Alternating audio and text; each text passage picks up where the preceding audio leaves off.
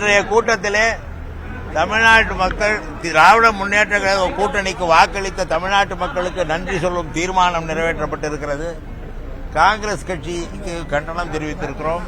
எங்கள் தலைவர் நாடு மாநிலம் முழுவதும் சுற்றி சுழன்று வாக்குகளை பெற்று தந்திருக்கிறார். அவருக்கு நன்றி தெரிவிக்கும் தீர்மானம் போன்ற தீர்மானங்கள் நிறைவேற்றப்பட்டிருக்கின்றன. இந்த தீர்மானங்களை நிறைவேற்றியது மட்டும்தான் இன்றைய கூட்டத்தின் நோக்கமாக இருந்திருக்கிறது. ஏனென்றால் திராவிட முன்னேற்ற கழகம் பெற்ற வாக்குகள் எண்ணிக்கைக்கும் தமிழக வெற்றி கழகம் பெற்ற வாக்குகள் எண்ணிக்கைக்கும் பெரிய வேறுபாடு இல்லை. அதனாலே மக்கள் எங்களோடு இருக்கிறார்கள் என்பதை உணர்த்துவதற்காக, அவர்களுக்கு நன்றி தெரிவிப்பதற்காக இந்த கூட்டம் நடைபெற்றது. இப்போ காங்கிரஸ் கண்டனம் தெரிவித்து போட்டிருக்கீங்க. ஆமா, இப்போ அவங்க அங்க போய் சேர்ந்திருக்காங்க. இது எப்படி பாக்குறீங்க? அதுதான் சொல்றேன், அவங்க அதை செஞ்சிருக்க கூடாது. எங்க கூட அவங்களை எதிர்த்து இப்ப அவங்க 28 இடங்களில் போட்டியிட்டு 5 இடங்களில் வெற்றி பெற்றார்கள் என்றால் மீதமுள்ள 23 இடங்களில் அவர்களை தோற்கடித்தது யார்? இதையெல்லாம் அவர்கள் சிந்திக்க வேண்டும். சிந்திக்காமல் அவர்களுக்கு ஆதரவு கொடுக்கிறார்கள் என்றால் அவர்களுடைய அரசியலே இதே போன்றுதான் எல்லா மாநிலத்திலும் செய்து வருகிறார்கள். அதனாலே இந்த கண்டனம். சட்டமன்ற குழு தலைவர் தேர்ந்தெடுக்கிறது அது இந்த கூட்டத்தில் இல்லை. எதிர்கட்சி தலைவர் அதுதான், அது இந்த கூட்டத்தில் இல்லை, இன்னொரு கூட்டத்தில் தேர்ந்தெடுக்கப்படும். அதிமுக கூட்டணி பேச்சுவார்த்தை நடத்துறாங்கன்னு நேற்றிலிருந்து செய்திகள் வெளியாகி தலைவர் எங்கள் தலைவர் எந்த இடத்துல எங்கள் தலைவர் அதை மறுத்திருக்கிறார். நேற்று மதியம் அந்த பேட்டியை கொடுத்திருக்காரு, நேர்காணல் கொடுத்திருக்கிறாரு. அது நேற்று இரவுக்கு பிறகுதான் வெளியாகிருக்கு. ஆனா நேற்று இரவு நேரத்துல தான் அதிமுக திமுக கூட்டணி பேச்சுவார்த்தை நடத்தியதாக அவர் மறுத்திருக்கிறார். அவர் முடிவெடுப்பார். அப்படி அவர் ஒரு முடிவை எடுத்தால் அது திராவிட முன்னேற்ற கழகம் ஏற்றுக்கொள்ளும். ஆனால் அந்த முடிவு இதுவரை எடுக்கப்படவில்லை. அப்ப திமுக அதிமுக கூட்டணி வைக்கக்கூடிய முடிவுகளை ஏற்றுக்கொள்ள தயாராக இருக்கிறீங்க? இதுவரை அந்த முடிவு எடுக்கவில்லை. தலைவர் முடிவு எங்கள் முடிவு. தலைவர் நாங்க தடுக்கவே இல்லையே. நாங்க தடுக்கிறது என்ன இருக்கு? எப்படி தடுப்போம்? நாங்கள் ஆளுநரை பார்த்து இவர்களை அனுமதிக்காதீர்கள் என்றா சொன்னோம்?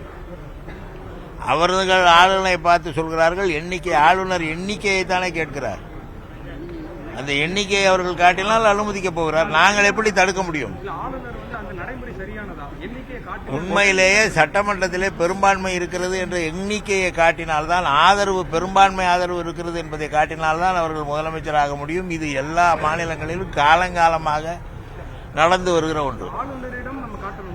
ஆமா, ஆளுநர் தானே பதவி பிரமாணம் செஞ்சு வைக்க போறாரு. அது இல்ல, அது 15 நாட்கள் அவகாசம் கொடுத்து அவர்களுக்கு இந்த ஸ்டோர்ல பெரும்பான்மை நிரூபிக்கக்கூடியதுதான் சட்டம். அதை மீறி வெளியிலேயே அவர் கேட்பது நியாயமற்றது உங்க கூட்டத்தில் இருக்கக்கூடிய கட்சியில் சொல்லியிருக்காங்க. அப்படியெல்லாம் ஒண்ணும் கிடையாது.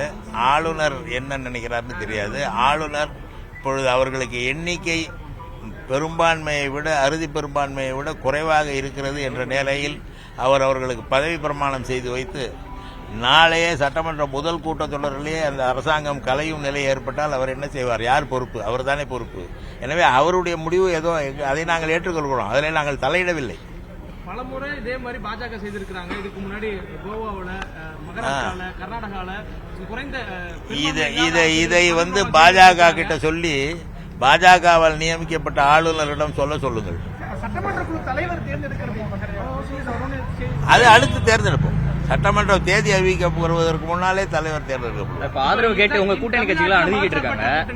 இந்திய அளவுல இந்தியா கூட்டணியா கட்டமைச்சிருக்கீங்க. அந்த கூட்டணியில இருந்து நீங்க வெளியேறீங்களா, காங்கிரஸ் வெளியேற்றிருக்கீங்க? இன்றைய சூழ்நிலையிலே காங்கிரஸ் தான் வெளியேறி இருக்கிறது. நாங்கள் அவர்களை வெளியேற்றவில்லை. கூட்டணியில் காங்கிரஸ் இல்ல, அவர்களே வெளியேறி இருக்கிறார்கள். ஆமா, இது தொடர்பாக மற்ற மாநிலத்தில் இருக்கக்கூடிய கூட்டணி கட்சி தலைவர்களிடம் பெரும்பாலான மாநிலங்களில் அவர்கள் கூட்டணி வைத்திருந்த டெல்லியிலே ஆம் ஆத்மி விலகி இருக்கிறார்கள், கல்கத்தாவிலே செய்திருக்கிறார்கள், பீகாரில் காங்கிரஸ் தொடர்ச்சியாக இதை செய்து வருகிறது. அவ்வளவுதான்.